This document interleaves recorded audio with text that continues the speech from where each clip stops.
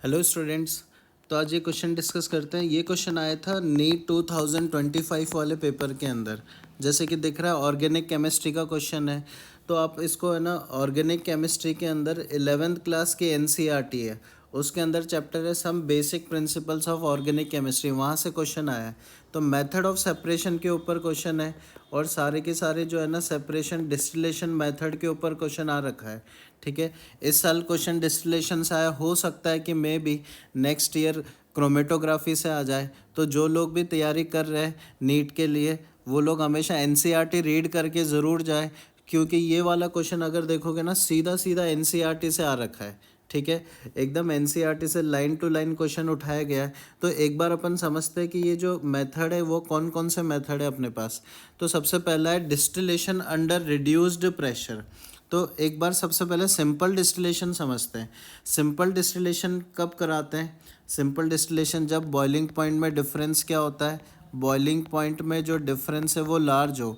दो लिक्विड का मिक्सचर जब दोनों के बीच में बॉइलिंग पॉइंट का डिफरेंस क्या हो, लार्ज हो, तो सिंपल डिस्टिलेशन कराते हैं। ठीक है, तो सिंपल डिस्टिलेशन के अंदर अगर यहाँ देखोगे तुम लोग, तो हम लोग को यहाँ एनिलिन और क्लोरोफॉर्म जो ए ऑप्शन दे रखा है, इनका बॉइलिंग पॉइंट मैं यहाँ पे लिख देता हूँ।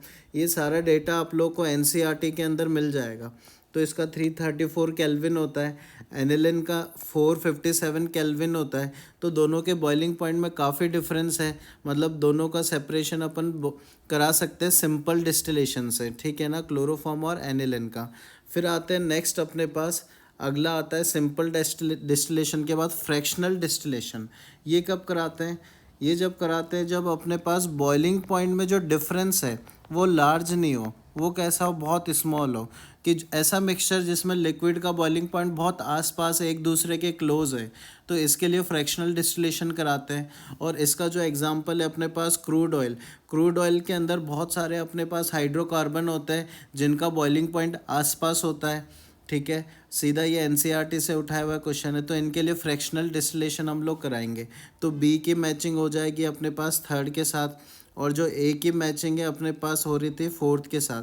फिर आते हैं स्टीम डिस्टिलेशन के अंदर। अब स्टीम डिस्टिलेशन किस में कराते हैं? ऐसा कोई भी सब्सटेंस जो अपने पास स्टीम वॉलेटाइल होता है। ठीक है, जो स्टीम वॉलेटाइल होता है, उसके अलावा जो पानी के अंदर क्या होता है, इनसॉल्युबल होता है या इममिसिबल होता है। जो पानी में सॉल्युबल नहीं होता है उनके लिए हम लोग कराते हैं, या स्टीम वॉलेटाइल होना चाहिए। तो इसके अंदर भी अगर आप देखोगे तो एग्जांपल सीधा एनसीईआरटी से उठाया हुआ है। एनिलिन और वाटर का जो मिक्सचर है वो स्टीम वॉलेटाइल है, इसके लिए इसको अपन स्टीम डिस्टिलेशन से सेपरेट करेंगे। और लास्ट आता है डिस्टिलेशन अंडर रिड्यूस्ड प्रेशर। तो ये वाला डिस्टिलेशन कब कराते हैं?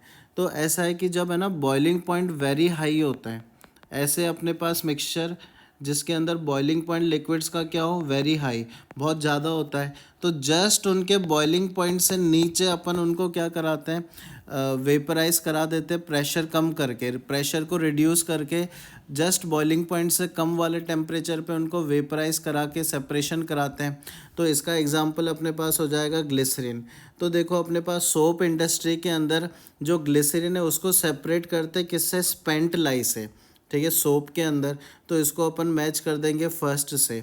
तो अब देखते हैं कि किस किस से मैचिंग हो रही है। ए की मैचिंग हो रही है किससे, 4 से हो रही है। तो ए की मैचिंग 4 से फर्स्ट ऑप्शन में भी है, सेकंड के अंदर भी है।